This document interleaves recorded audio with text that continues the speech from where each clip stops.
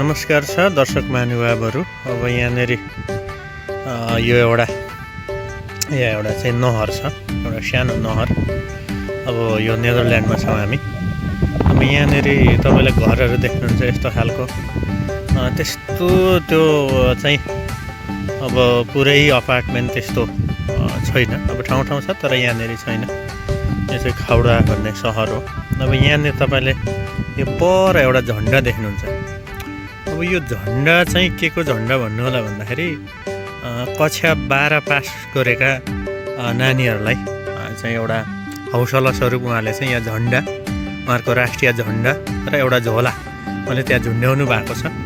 अब यो चाहिँ कस्तो राम्रो एउटा नानीहरूलाई, विद्यार्थीहरूलाई, छोराछोरीलाई पढ्नको निम्ति एउटा उत्साह दिने एउटा चलन उहाँहरूको रहेछ। अब यो घरको नानीले चाहिँ 12 पास गर्यो भन्ने सङ्केत चाहिँ यो झन्डाले दिने गर्दछ।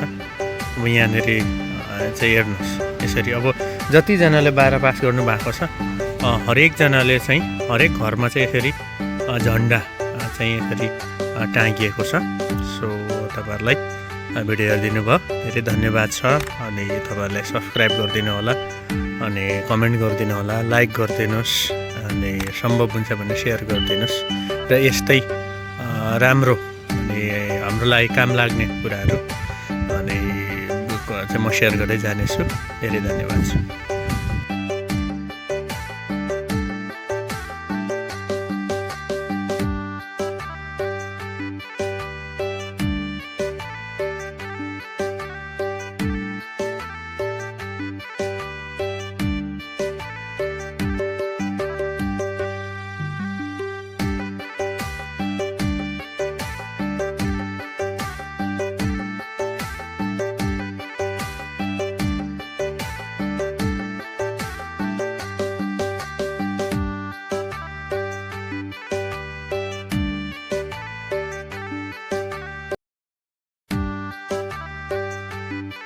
भन्ने ल यहाँनिर झोला यहाँ केटाको है। यो चाहिँ भाइको झोला रहेछ। यहाँ 12 पास गरेको उपलक्ष्यमा अब चट्टसँगले एउटा सम्मानमा उत्साह दिनको निम्ति यो पनि शुभकामना हो।